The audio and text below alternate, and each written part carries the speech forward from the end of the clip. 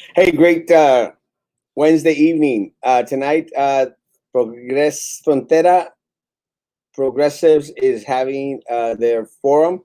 I will not be on the forum tonight. I am scheduled to be on the forum tomorrow. What I opted to do was, record it and share it on my platform so that you all would have an opportunity to also, witness what the candidates have to offer in for BISD. Now, tonight, if I am not mistaken, it will be Phillip Cowan, Frankie Olivo, Jessica Gonzalez. I'm not sure if any of other Frankie's other opponents are planning to participate today, but we'll find out soon enough. Again, my forum is scheduled for tomorrow. Because I do have worship tonight, I'm just going to leave this running. So you'll be watching the forum on my pages, on my platform, without my commentary. Good evening, Joe. How's it going? Again, one of the things that I want to always encourage is for you to be informed, to have the option of hearing all candidates out there to see what they bring to the table. Hey, Victoria, buenas noches. Good evening. Has yet to come, has yet to start. As soon as it starts, I will bring it on screen.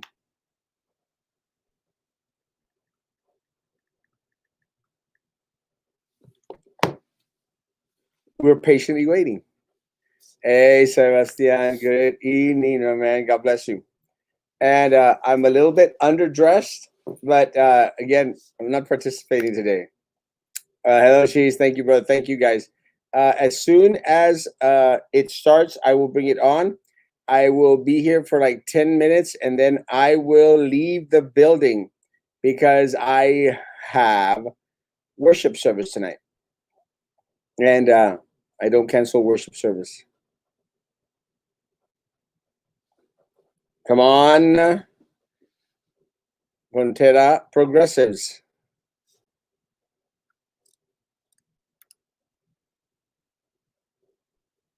And still nothing. And doing these lives isn't really easy, so it might be having technical difficulties. So we'll see. Good evening, Erica. God bless you. And good evening, Frank. God bless you. And hopefully it will get started very, very soon.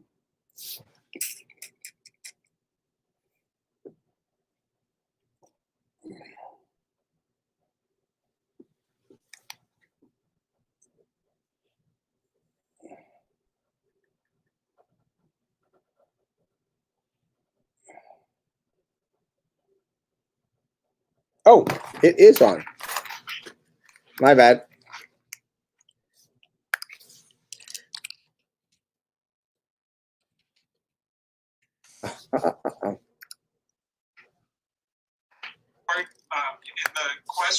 In the question period, we will use an online app that is kind of like a pinwheel, and I'll use that. I'll spin that to choose the topic. When we start in the question period, we will use an online app that is kind of like a pinwheel, and I'll use that. I'll spin that to choose the topic for each question.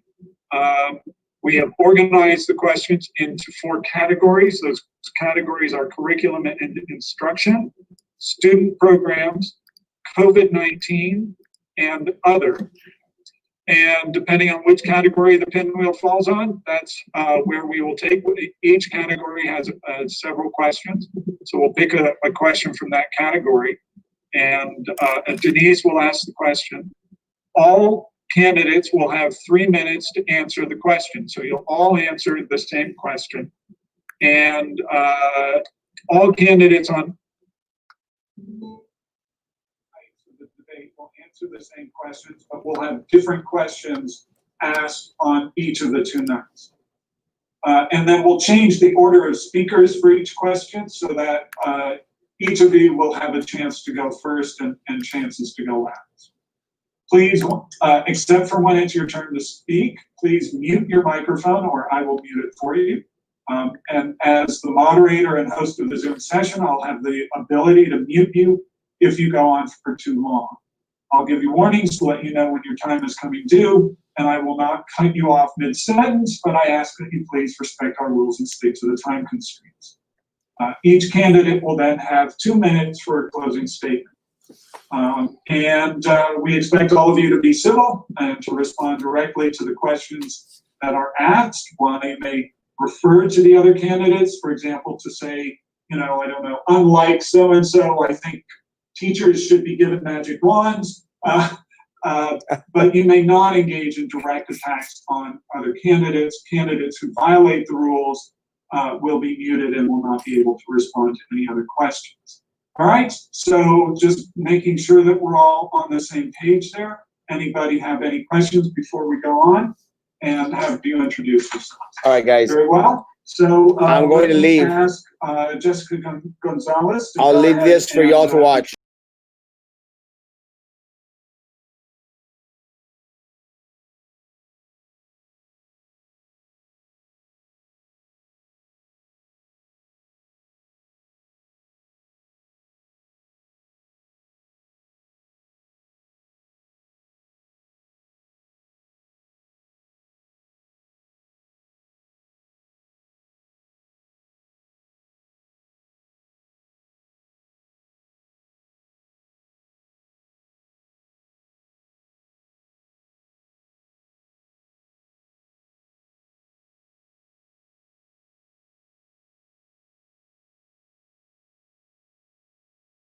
Supper.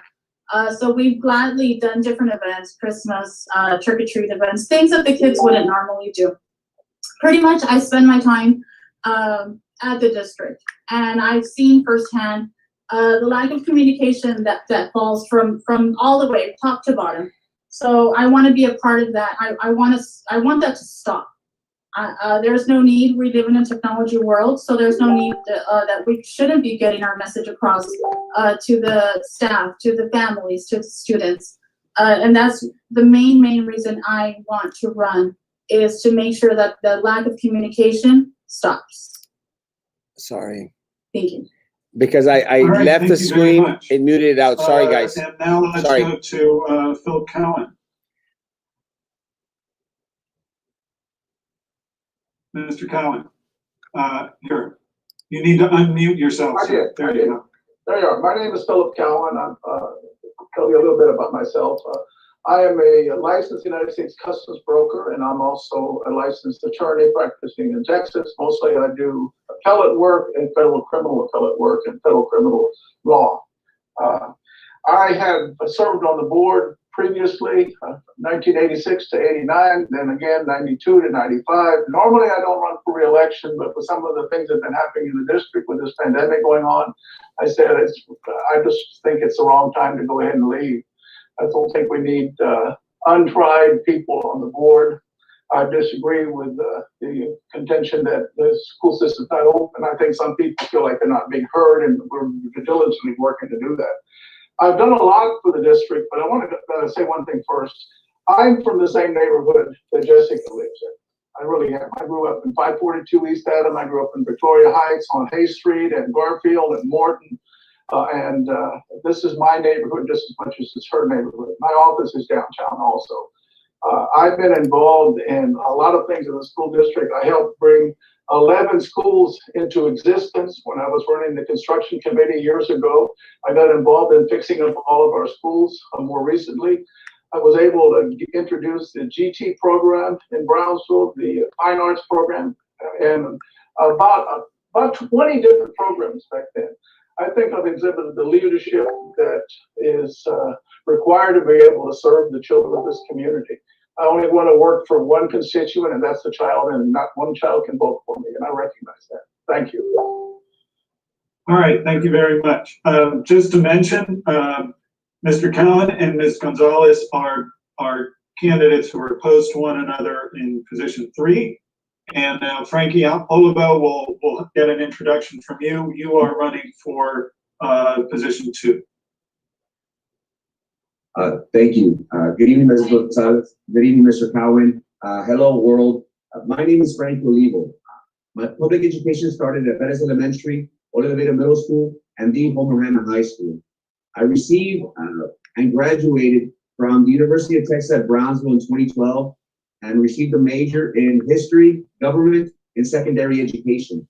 I'm proud to say that I am an alumni of Leadership Brownsville, Class 31, an organization that helps leaders understand the importance municipal government has and the very necessity that nonprofit organizations have within our city.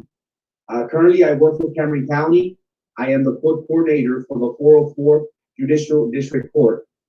I also have the pleasure of co-hosting a podcast titled Brownsville Talk.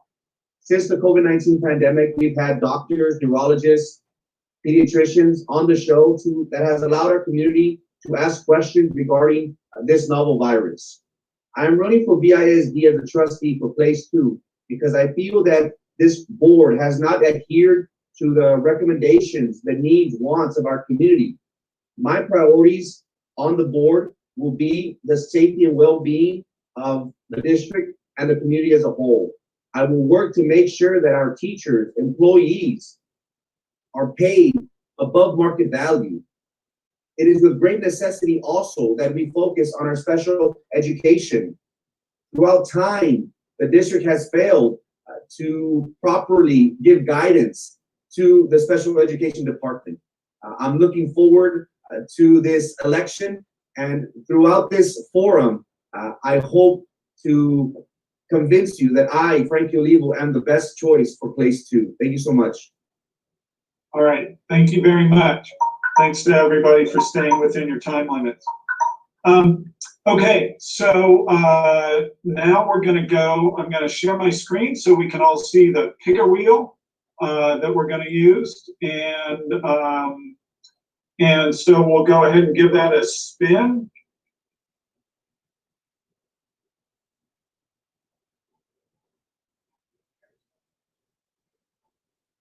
And it looks like it's COVID-19. Okay, so Denise, you want to pick one of the questions from that category?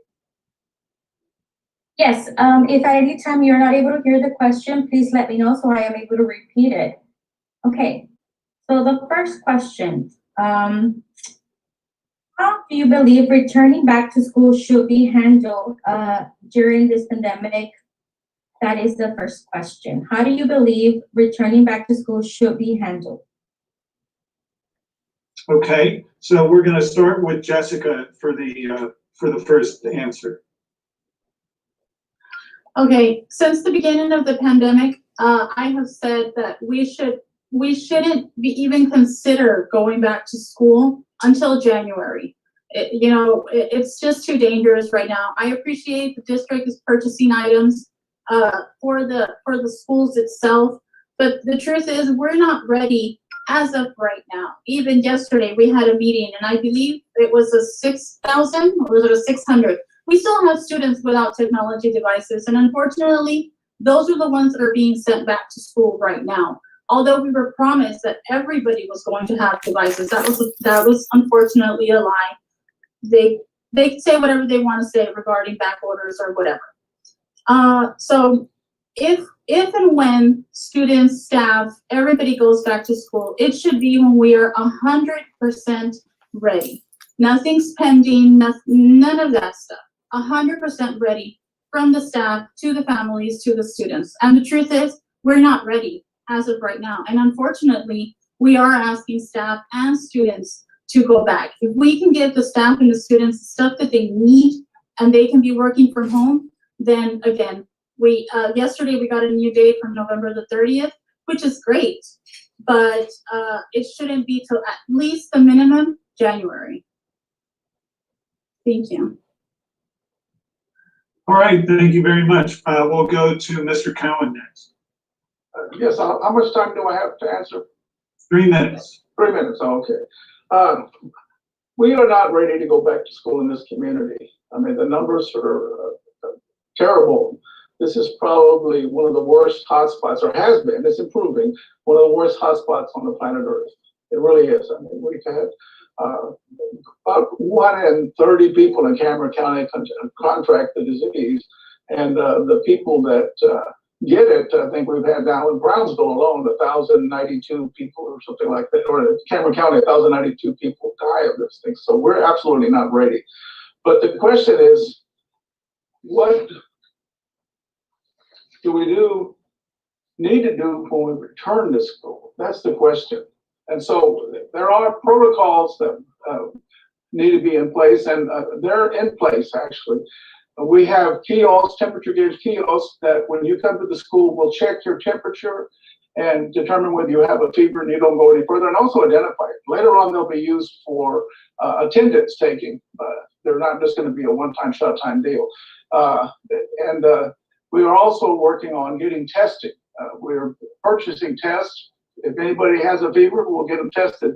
We're working with the state also on getting a grant for testing. We need testing right at the campus, absolutely. We also need to respect the wishes of parents, regardless of how good things get in the future. We absolutely need to respect the wishes of parents. If the parents do not want the child to go back to school, or their children to go back to school, we need to respect that, and so far TEA has actually respected that.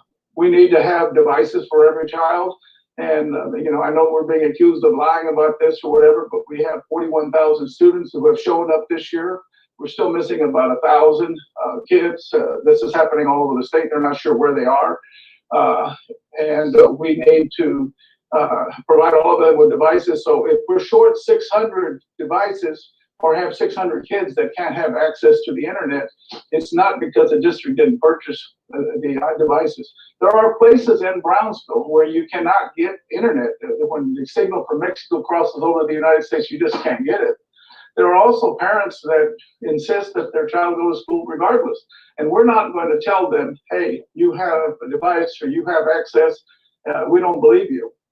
That's just, we're not going to do that to parents. But generally, I would say that we have a plan in place. Thank God TEA is giving us till November 30th. And I'm hopeful that they will let us finish this semester without having to require us to take back children when parents decide that they want to send them back. Anyway, that's my answer. Thank you. All right, thank you very much. Mr. Olivo. Oops. I think I muted you. Sorry about that. Go ahead and unmute yourself. There you go. Okay. Thank you. It is still not safe for our district to return back on campus. TEA has allowed BISD to continue distant learning until late November. What I would want, and one of the first things I would do on that board, I will make sure that a medical professional is on our task force. It is a great disservice that our district has done to our community by not listening and seeking guidance and recommendations from our medical professionals. BISD's COVID task force is filled with principals, with administrators, individuals that are knowledgeable in curriculum, in education. One very important thing that's missing is a doctor, is a PA. Somebody who has been dealing with the COVID firsthand.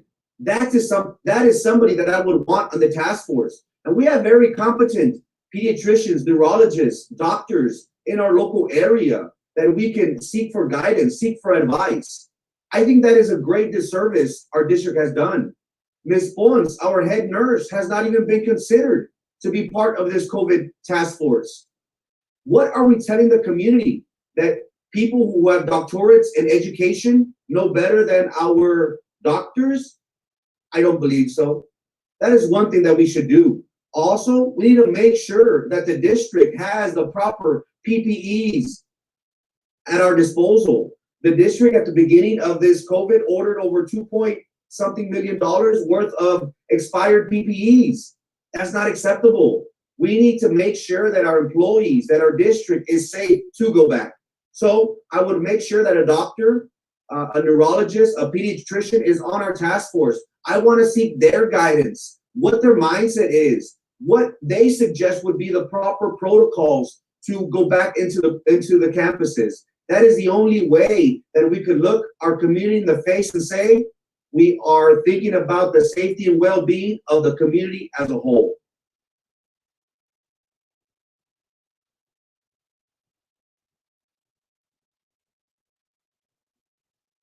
You're muted. Did you ask me a question? No, Mark, we can't hear you because you're muted. Thank you. Let me just introduce Abril Flores, who's joining us now. She was supposed to be the one to ask the questions, but was having some technical difficulties. But thank you, Denise, for getting us started. And you're going to sort of keep your eye on the Facebook page. So let's move on and go to the next question.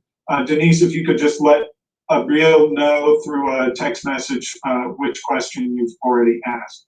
So now let's go back to the pinwheel and give it another spin here.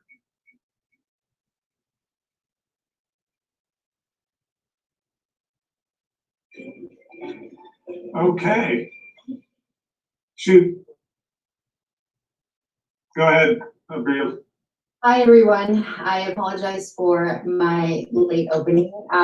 With this whole like Zoom and virtual environment that we have, we're experiencing a lot of issues, technical issues, but I'm happy to be here, so thank you for being here. So for the student program question, we have a student support question specifically.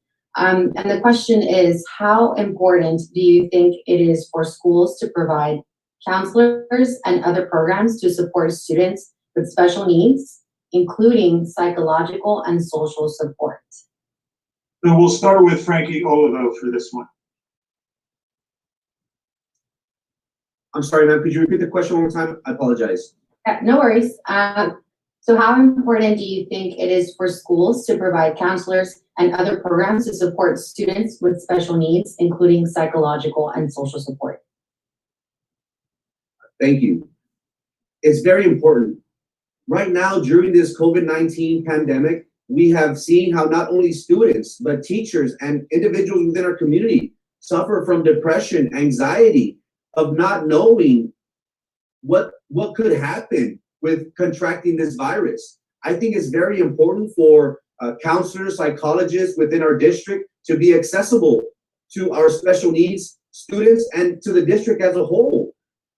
I hate to say this, but we have failed our special needs population. We are so quick to bring them back into the campuses. We recently lost a special education student from Porter High School because of the COVID-19 virus. Now, I understand that our special needs students are so used to a routine, having structure within their lives, but it is still not safe for them to go back into the campuses. That is one thing that I think the district has failed our community in wanting to bring our special needs, special education students back. So I think it's very important for us as a district to work with our parents of special needs students to make sure that we have every resource available to them, whether that's counseling, whether that's home-based learning.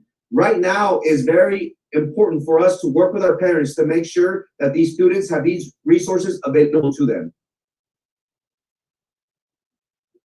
Thank you. Thank you. Let's go to Ms. Gonzalez.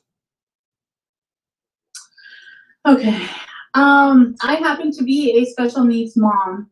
My child at Falk is a special needs student, and I could not advocate enough for mental health for everybody in general. Like, again, from the top, from the teachers, from the staff, all the way down to the students.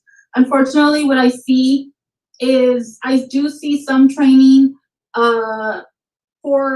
for example, you're going to train the special needs teacher how to train the special needs student, but in reality, everybody gets affected. Everybody goes a one-on-one. Cafeteria workers, security, one thing we need to do is we need to let counselors focus on mental health. Mental health is extremely important for everybody.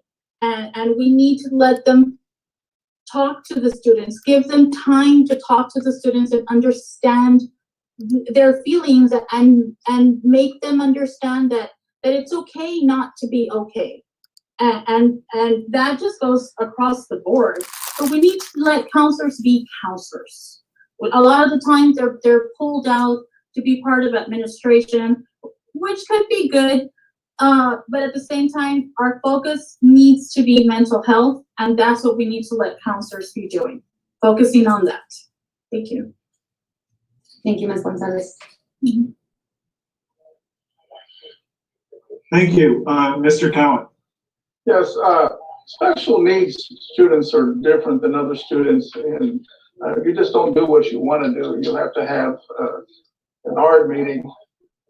You have to set up an IEP, which is individual educational program for the students, and then it has to be followed. The parents are involved in that, teachers at school, the administration, the counselors, special ed teachers, so they all review it, and it has to be followed. That's the law. You have no choice. If a parent wants to send their special need child back to school, we can't refuse that, but we are required to it. I will tell you this, that most special needs parents are not having their kids coming back. They're working out some way to accommodate some of the life skill students, which means that the kids that really just can't help themselves that well and function well in society, some of them are back at campuses because the parents just don't know how to work with them. But most parents are doing very well. Counselors do have time to deal with the mental health of the students. And we are insisting that they do that. Maybe some counselors feel like they don't, maybe some parents feel like they don't, or whatever else it is, but I know this board has insisted, pushed, we want to set up hotlines, other things, so that we can have parents call in when they need to. You don't have to believe it or whatever else it is, but call, you'll find out it's real. And I think everybody here, Mr. Olivo, Ms. Gonzalez, and me have relatives or children. I have children that are special needs. I have a sister that has special needs. I have nephews and nieces that are special needs. This is not, there's not somebody in isolation on this. This is part of who we are as human beings, that some kids don't get all the gifts and that somebody else is, and we have to figure out some way to cover that distance so they can bridge the gap to be able to function in society.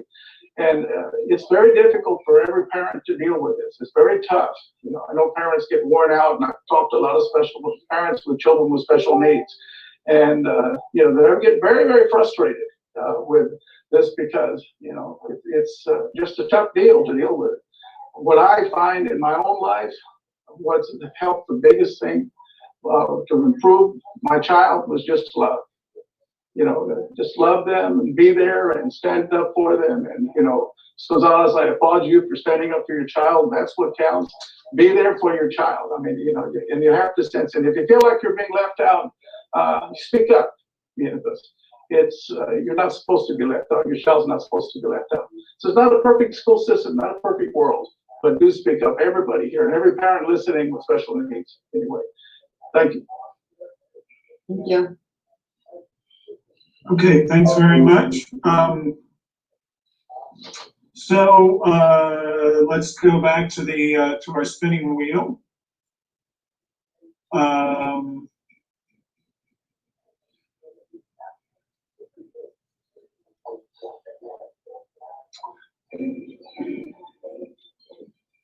Okay, COVID-19 is our topic.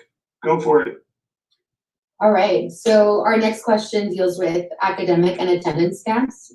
What should BISD do to address the problem of students who have stopped attending classes with the move to online remote learning?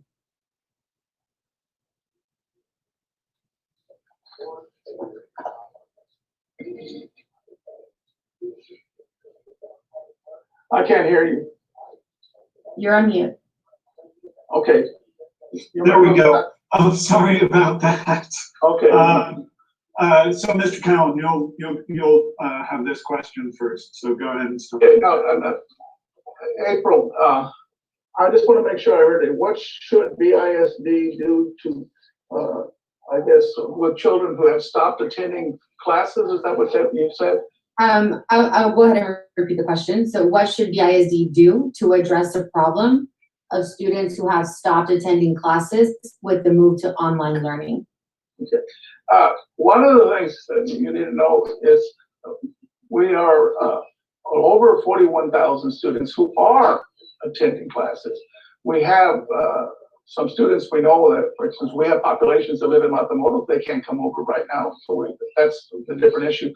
And I know this is work for the counselors, and some of the counselors complain about this, but we are having our counselors reach out and look for these students and calling them up and, trying to find out. We do have staff also that's going to house, essentially looking for these children to see if they're here. In some cases, when people lost their job, the families left Brownsville, went back to stay with grandma or grandpa or relatives, because they couldn't afford to pay the rent anymore. And so some kids moved away there. We don't think these kids will be gone forever. We hope eventually life will come back to normal and we'll get back with all the normality that we expect out of life, because this is a very unusual time. But we are addressing this. One thing that we do, which has nothing to do with the pandemic, that is, we have something at the beginning of the year that we call Walk to the Future. And at the very beginning of each year, for every single school in our district, and we have 56 schools right now, we have staff, parents, volunteers, some board members, not enough to go around with 56 schools, go out and we go look for the children, look for the students that didn't show up. And last year at one home, we found 7 children in one home that the parent had been deported to Matamoros, was a 15-year-old young man who had been out of school 3 years because he essentially was the parent. And only one of the 7 children was attending school at LRD, and it was heartbreaking to see that. But we are reaching out. We walk and we look for them. That's what we call it, Walk to the Future, because we want to make sure that these kids have the future we expect out of them and for them. Anyway, I hope that answers your question. Thank you. Thank you. All right, thank you very much. And now we will go to Mr. Oliver. This is something that the teachers have been dealing with. I have heard from numerous teachers that have spent countless hours of making phone calls, trying to track parents, students, to see what is something that they can do. And I commend the teachers. They always go far and beyond to make sure that the instruction always gets to the student. We have an at-risk students that our district assists. We need to do a better job. And again, it is very hard. During this COVID-19 pandemic, we do have students that don't have internet, that aren't able to access their classrooms. It is at this time that we need to work together as a district to make sure that we find out what needs each and every student has. And that's very hard because our district is a monster with 40,000 students throughout the different campuses. We need to be out more in the community, reaching out. Our teachers do an amazing job already. We need to go out into the neighborhoods and see what needs each individual student has. Some might be internet, some might be another resource. The laptops might not be properly working. We need to see what we can do to better facilitate, to make sure that the curriculum is being transmitted and they have access to Wi-Fi, to making sure they submit their assignments. I think that's very important.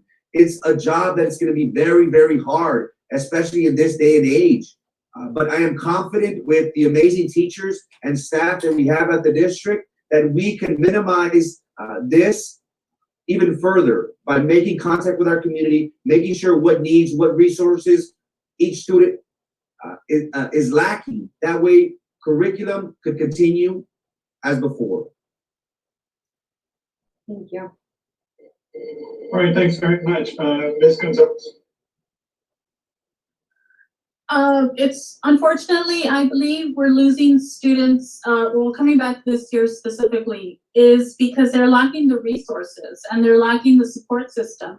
So our teachers, our staff are tired, are worried, and I don't blame them. My heart goes out to them. I've been called on Sundays, I've been called at night, and I appreciate it. It's unfortunate that they're doing it, but I understand. We need to have that support system at the district. And we need to understand that sometimes the students don't have the support system from their parents. Well, then that's where the school goes in. But then what if the student and the parents are there, but the school system itself isn't? We need to be working as a team, because at the end of the day, our focus is the child. We need to find a way to have that child move forward. And if we all work together, I believe we can make it happen, because the children look up to us, the adults, to better themselves. But if we have some adults just fighting over each other, and then some adults at their wits' end, well, of course they're going to give up. We need to give them the resources that they need so that they can, again, further their education, because at the end of the day, it's for their benefit, not, well, yeah, it would be for ours, but it's mostly for theirs. Thank you. Thank you. All right, thanks very much. We'll go back to our wheelnet and see what the next question topic will be.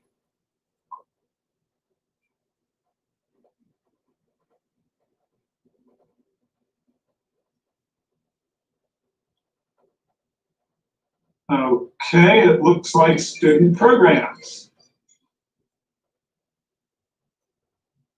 Sorry, this mute thing is a little bit tough. Okay, so for our next student programs question, this one deals with advising.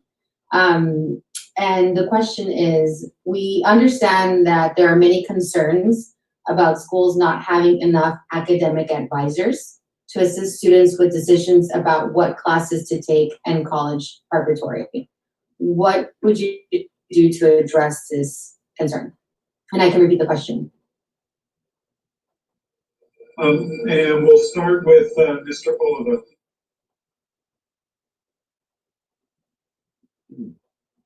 We need to do a better job of being more responsible with our money. We have seen how we are too top heavy with administration.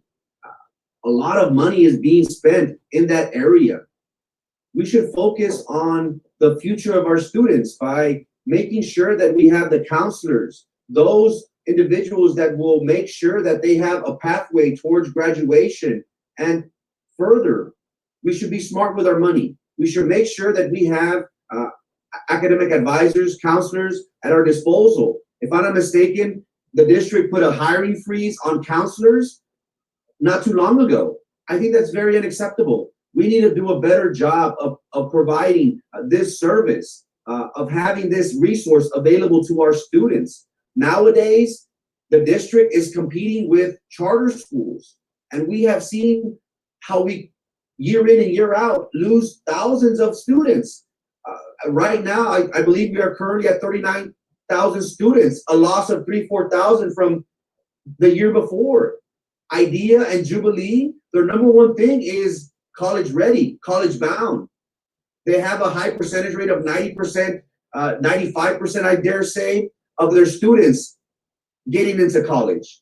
If we want to be competitive, if we want to provide our community with the best product available, we need to focus on our counselors, on our advisors. We need to make sure that the money is allocated properly to be sure to hire and retain the very best counselors and advisors within our district.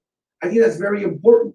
Being responsible with our money, that way we can have numerous counselors, advisors at each campus to have the time available in order to provide the students with advice to go on into college. I think that's very important, and I think that's something that our district could do a better job of moving forward. Thank you. All right, thanks very much. And now we will go to Ms. Gonzalez. I will agree with Mr. Olivo how we're very top heavy. Unfortunately, a lot when the budget is finalized, the cuts are always in the classroom all the time, never at the top. We do need to start focusing on college from the beginning, like the charters do, from elementary. We need to let advisors be advisors, start instilling on these kids since the very, very beginning, I want to go to school, and also broaden their mind on, and nothing against UTRTV, but there's just so many schools out there. There's just so many opportunities for them. But when you're just going to have that little closed mind and then there's nobody again to support you because the staff is already being pulled away for other things instead of focusing on the student itself, on showing the student, look, this is what we have to offer you. Let's do those field trips. And we do thankfully have a university here around the corner. Let's bring those schools since the students, I mean, since they're little, since they're elementary level. Let's not hold off those field trips till 11th and 12th grade. Again, we need to have more staff in the classrooms at the schools instead of the top level so that we can be pushing these kids to want more out of themselves. Thank you. Thank you. All right, that's great. Thank you very much. So now it's Mr. Cowan. Okay, I've got to make a couple of corrections before I go on. One of them is somebody said a little while ago that we spent $2.4 million on hand sanitizer that was expired. That's not true. There was some cases of hand sanitizer that were left in the warehouse from the H1N1 virus. They should have been destroyed and got delivered to the schools, and that were immediately pulled back. There was no 2.4 million. I don't even know where that information came from. We have since spent that kind of money, but nothing was expired. The other thing is when you start talking about IDEA and Jubilee sending everybody to college, and we don't, everybody apparently disappears off the face of the earth after they graduate. That's not true. Absolutely not true. It's very easy for everybody at IDEA to get into college because they have everybody sign up for Lamar University. Okay, and everybody gets in. It doesn't make a difference whether or not everybody's going to be accepted. So it's it's perfect. What you look at is 4 years from now, who graduated? And we wipe both of those institutions off the face of the earth. We have 60-70% of our kids who enter college, finish college, 4 years, finish college. We are working right now with Texas Southmost College over here, and under Dr. Sendejas, unfortunately, we did not pay attention to the people getting their associate's degree. Last year, we graduated, I think, about 50 people with associates. This year, we're heading for approximately about 200 if we do this right. We had about 1,900 kids in dual enrollment last year. We have 2,900 students in dual enrollment this year. We are connecting. We have students at every major university in the United States that moves here. I know a physics student that's in the University of Tübingen in Germany studying physics. Okay, and another one that's in the Planck Institute in Heidelberg, Germany. These are brilliant kids that were able to move on. We're doing that for them. We have the counselors and the advisors there. We got the Project Gear Up. We have a bunch of other programs that are available. We have that doing now. I mean, if you do your homework, you know this. And, I know you can't know all of this because you're not inside, but we see it. We had some schools where they had a ratio of too many counselors to students. And the board kind of said, look, we're going to keep it that way. Don't change it. So there may have been the administration trying to put a hiring freeze on something like that, but the board really didn't let it go. We have about 350 to 1 counselors, advisors at the high schools right now. That's a very good ratio. It beats all the other 25 similar sized school systems in the state of Texas by about 100. So we are at 100 better. We're 350 to 1, they're 450 to 1. So we're doing pretty good. There's still complaints. Thank you. Thank you.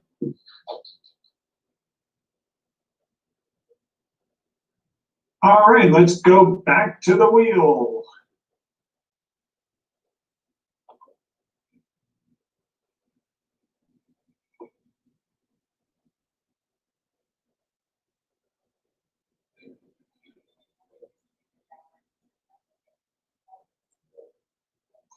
All righty, so we'll start out this time with Mr. Cowan. Is it okay if we go on to a curriculum and instruction question? That way we're balancing it out.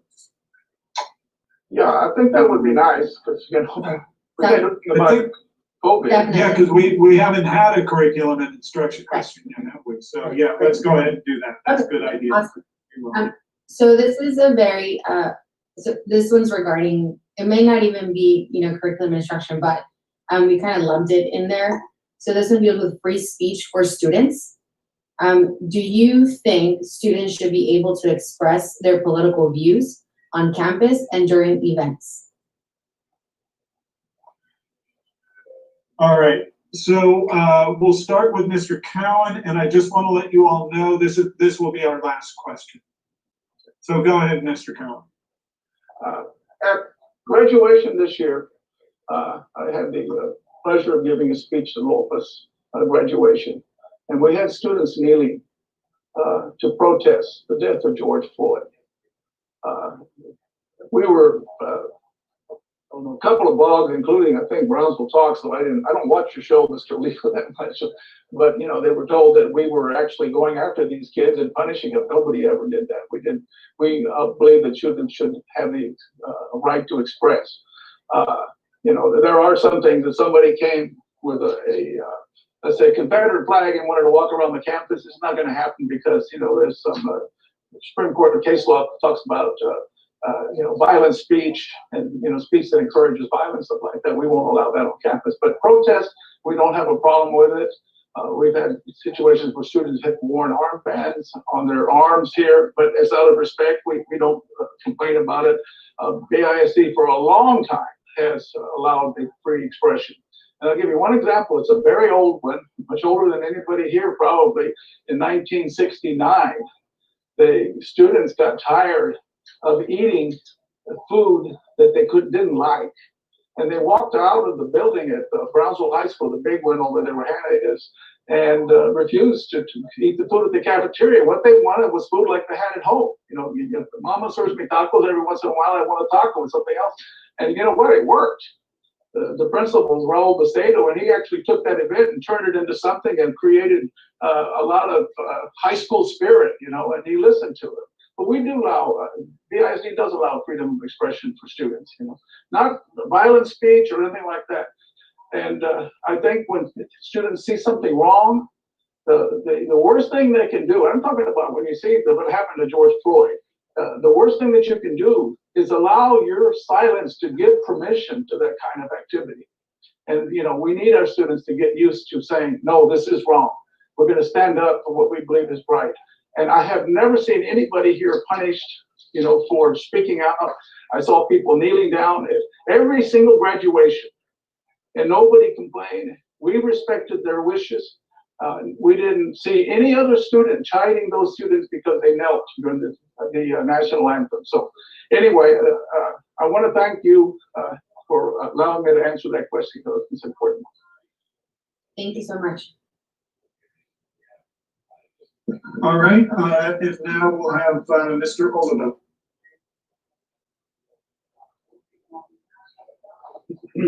Thank you. It is very important for our students to be actively involved whenever they see an injustice. We have seen how time and time again, our freedom of speech has been derailed for unknown reasons. I am supportive of young men and women who want to be vocal as long as it is peacefully. There was an incident at graduation last year where students did kneel during the national anthem. While I personally would not take that stance because I find it offensive to kneel before the flag for our veterans who sacrificed a lot, I think that's a sign of disrespect. But at the same time, those men and women who sacrificed everything did so those students could take a knee. The irony in that.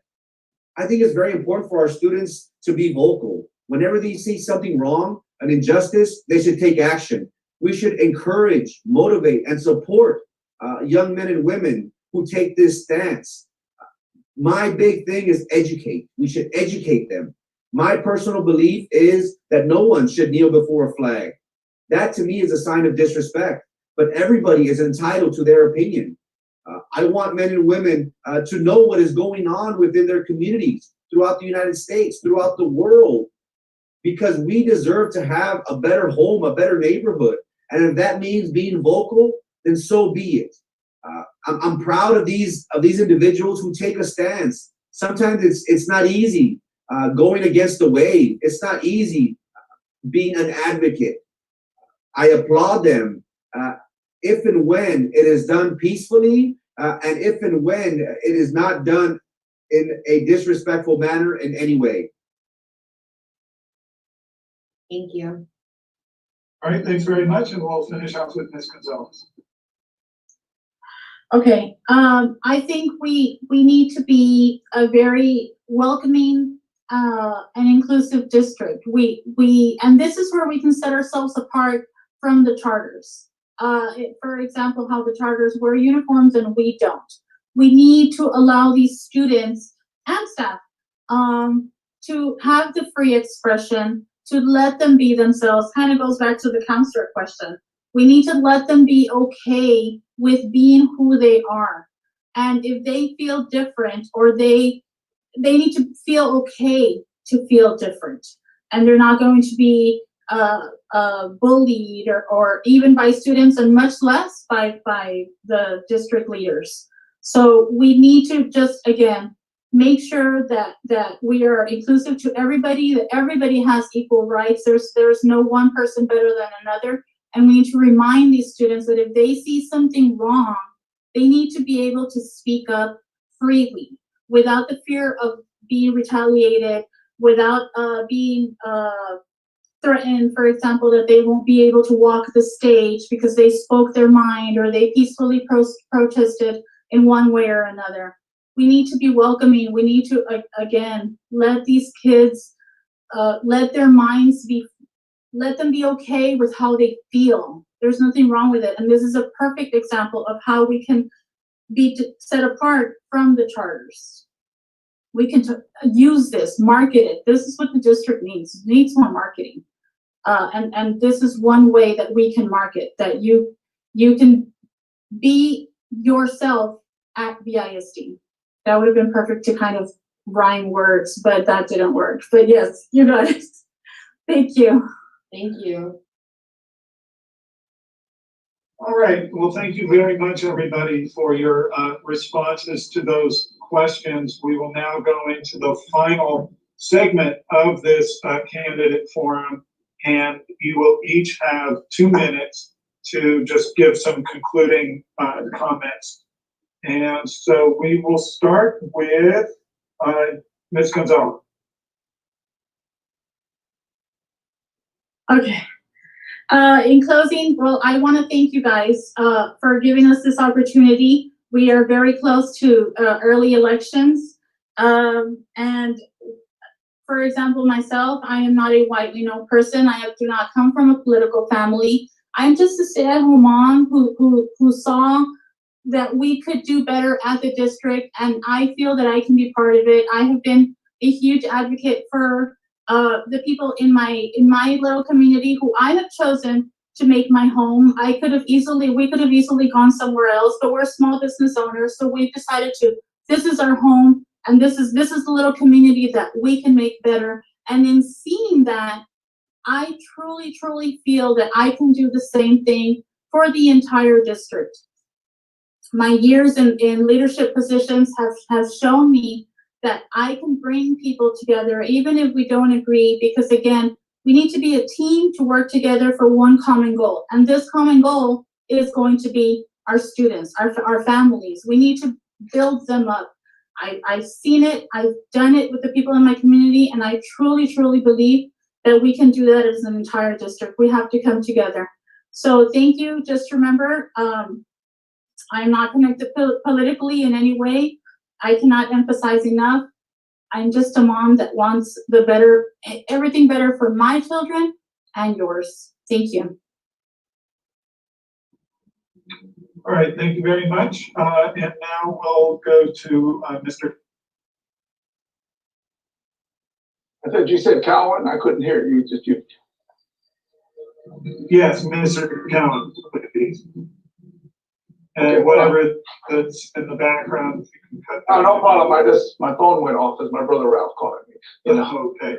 Sorry. All right, so Mr. Okay, but anyway, listen, I want to thank you, all of you, Mark and Denise and April, or Abril, I heard it two different ways, for inviting me and allowing me to participate in this. And this is a real forum. This is a real debate, and I appreciate the real debate. I like it where everybody has the same question, because you really can't compare things when you don't have that. You know, at the end of my term here, I will have 10 years as a board member, but it's not 10 years in a row. It's I served for 3 years in 86, 89, then got off, served for 2 years, 3 years again in 92, all the way to 95. And then in 2016, I just did not like what I was seeing in the school board, and I decided to run to go ahead and see if I can make some changes. Actually, one of my children, a special needs child, was having problems, and I felt the district wasn't taking care of them. And I said, well, I don't want to see that happening to other kids. I was able to take care of the situation and was able to get, not being on the board at the time, I got the help I thought we needed. But I said, nobody should have to struggle that hard to get this done. You know, I really think that I've done a lot for this school system. I was involved in starting and building schools, 11 schools from start to finish. Put together numerous programs that are just a staple in BISD right now. We have a tremendous school system, and I want to point out one thing, and I want to leave you with this one thought. Okay, we are an A district. That's something you have to understand. There's only 3 A districts in this valley, and I'm telling you that I am proud to see that our children achieve this, the staff achieve this, the administrators, you know, Mr. Olivo, your cousins and relatives, Ms. Gonzalez, your family, we all contribute to this. And I'm happy that I have this happen on my watch. And so I want to thank everybody for listening to me, and I wish you the best. And please, please stay safe.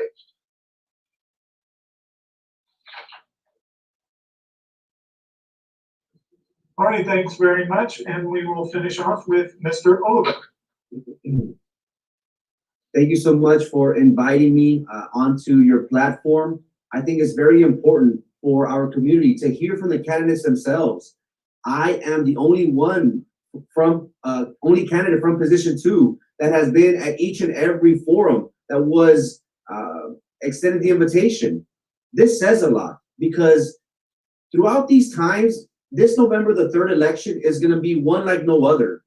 This COVID-19 crisis has thrown a monkey wrench into our lives. We need decisive leadership, and we need it now.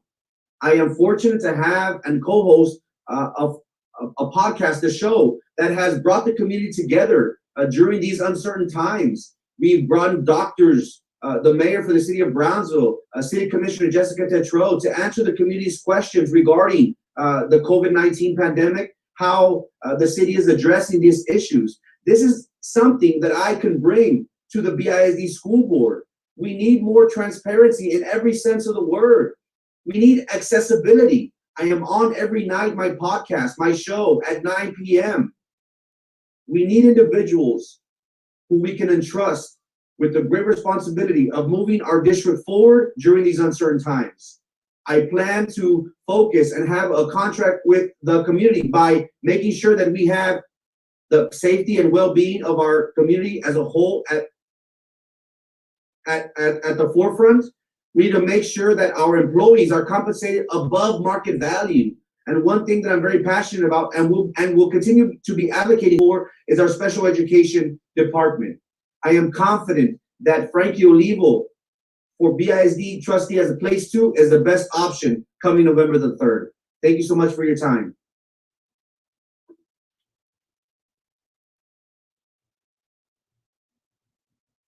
All right, well, I want to put out a thank you, a very sincere thank you to all of the candidates for participating in this forum and for you know, answering the questions that we have asked you, and doing so in a civil manner, keeping to the time limit. So that's all very much appreciated. I want to remind people that early voting starts next week on Tuesday, October 13th. Early voting runs until October 30th.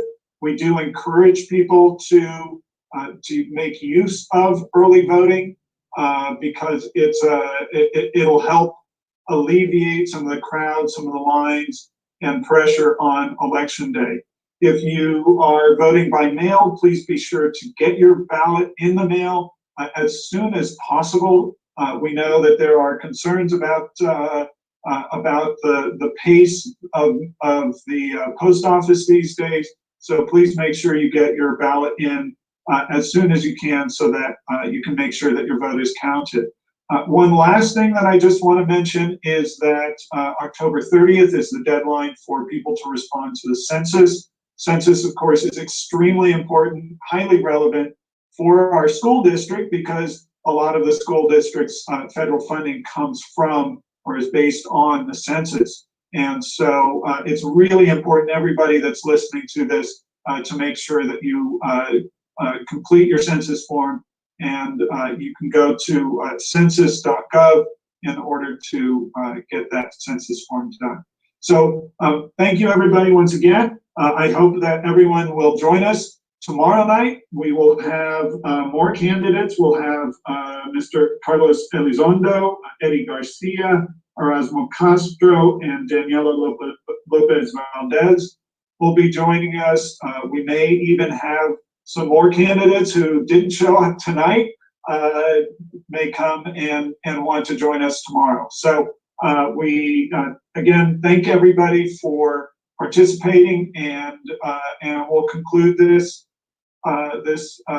candidate forum here. Thanks very much, everybody. Thank you.